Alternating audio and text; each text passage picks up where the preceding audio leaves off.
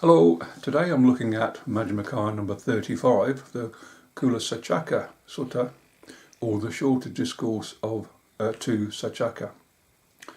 The location is a place called Vesali in the Great Wood, and the persons mentioned in the text are Saccaka, who is Nigantha's son, and is also known as Agivasana in the text, which is his clan name.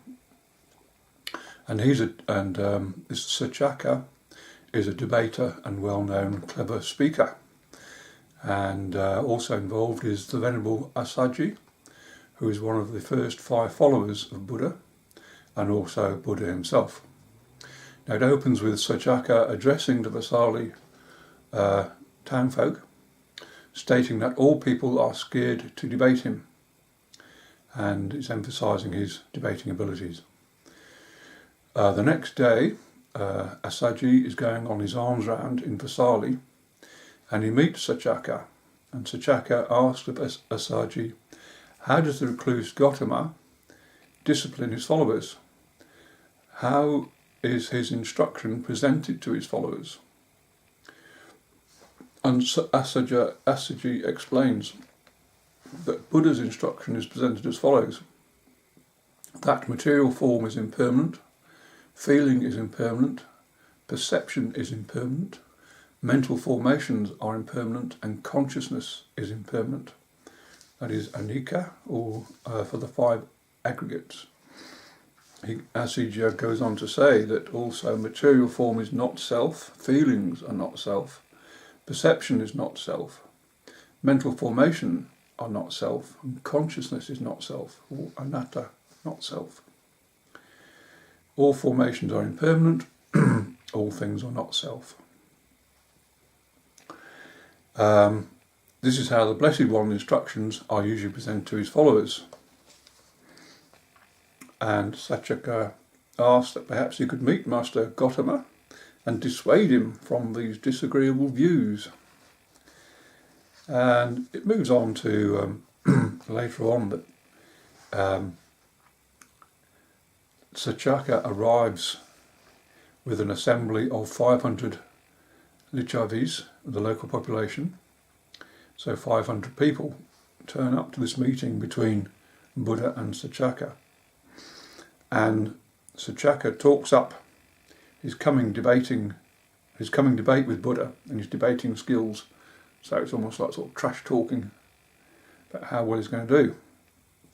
And on meeting Buddha, Saccaka asks how Master Gautama instructs his followers. And Buddha repeats the Venerable Assaji's words about not self and impermanence. Saccaka responds by way of a simile. Seeds and plants of whichever sort grow and mature dependent upon the earth. So too a person has material form as self, and based upon the material form produces merit or demerit. A person has feelings as self, producing merit and demerit. A person has perception as self, producing merit or demerit. A person has mental formations, producing merit or demerit. And a person has consciousness, producing merit or demerit.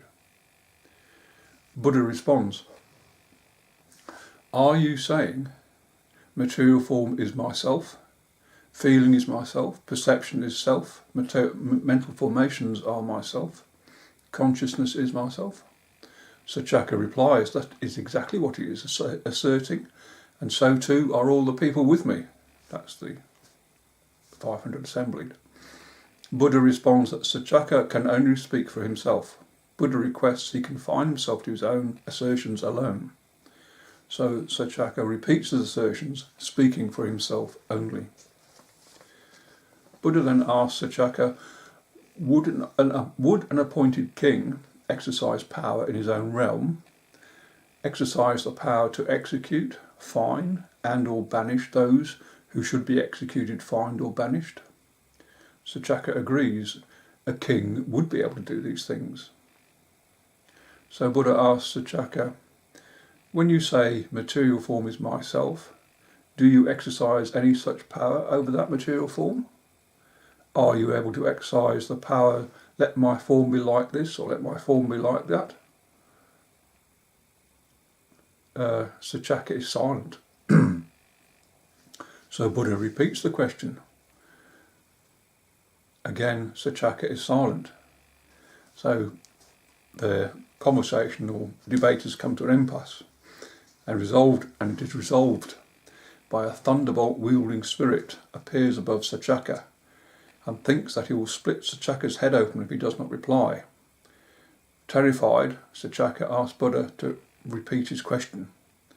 Buddha says, Saccaka, when you say material form is myself, do you exercise any such power over that material form so you can say, let my form be like this or let my form be like that?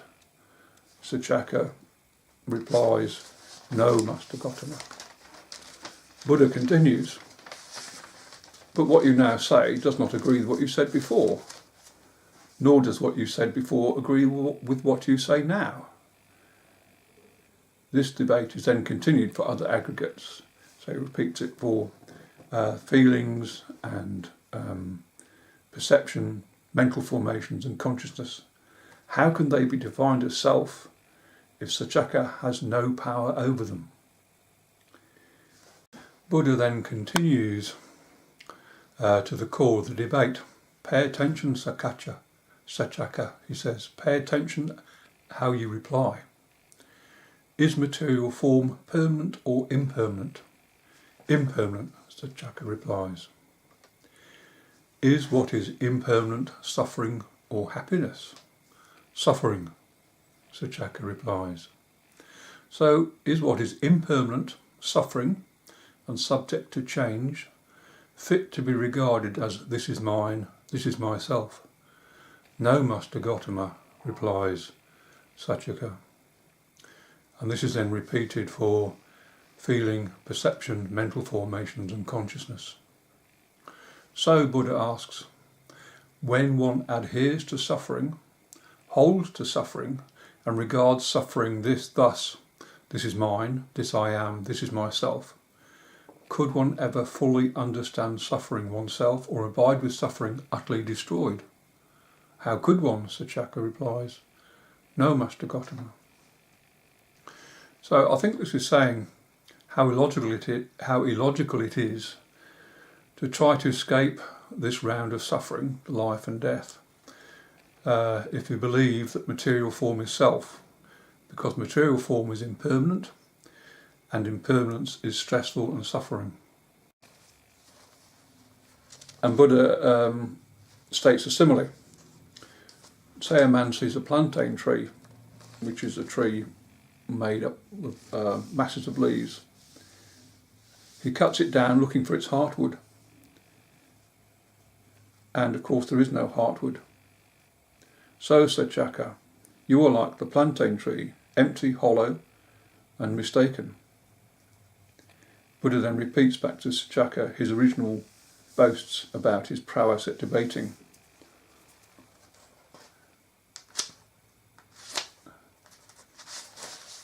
So as a bit of trash talk back again.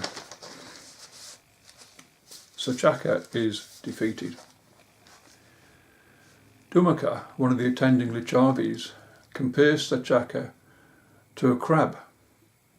So this is another interlude. This is another person from the crowd who asked to speak, and he summarises Saccaka's argument as being, or the discussion between Saccaka and Buddha, and compares Saccaka to a crab that has been caught, smashed and dismembered by a group of children as the crab tries to escape. So the crab cannot return to the water. Saccaka retorts that he's engaging with Master Gautama, not with Dhammaka.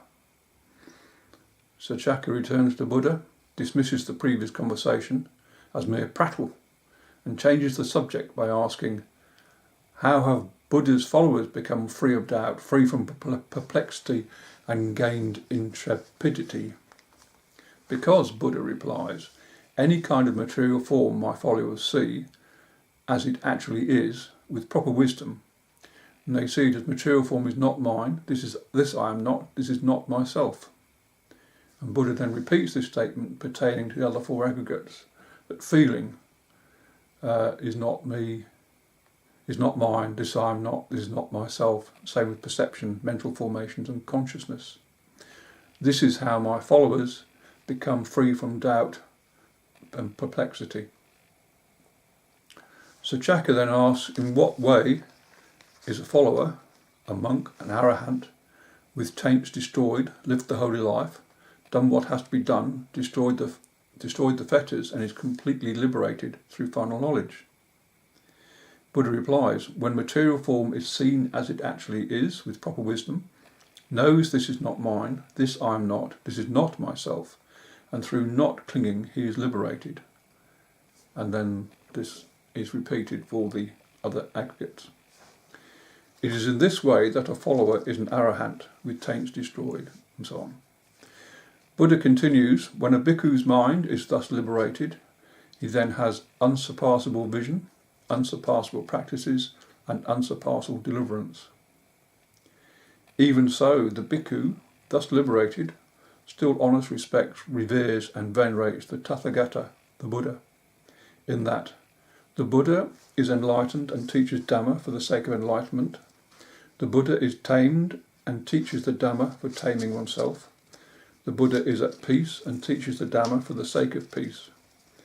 The Buddha has crossed over and teaches the Dhamma for the sake of crossing over. The Buddha has attained Nibbana and teaches the Dhamma for the sake of attaining Nibbana.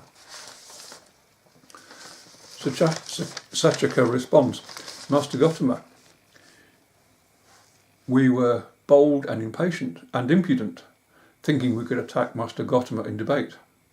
A man might attack a mad elephant and find safety, yet he could not attack Master Gotama and find safety. Let the Blessed One and his followers accept tomorrow's meal from me. Buddha agreed in silence. So Saccaka is basically offering alms to Buddha and his followers. Saccaka then turns to the assembled Lichabhis and asks them to bring food for the Buddha and Sangha and his Sangha. The next day, Buddha, his followers, went to the park where Saccaka stayed and accepted the meal offered by Saccaka. And when finished, Saccaka said, "May the merit of this act of giving be for the happiness of the givers." And Buddha replies, "Whatever comes about from giving to such a recipient as yourself, one who is not free from greed, hate and delusion, that merit will be for the givers," that is, the Lichabhis. "And whatever comes about from giving to a recipient such as myself, free from greed, hate and delusion, that will be for you." So it's basically saying the Lichabhis will only get merit from giving to Saccaka, and only Saccaka will get merit from giving to Buddha. And that is the end of Majjhima Nikaya number 35. Thanks for watching.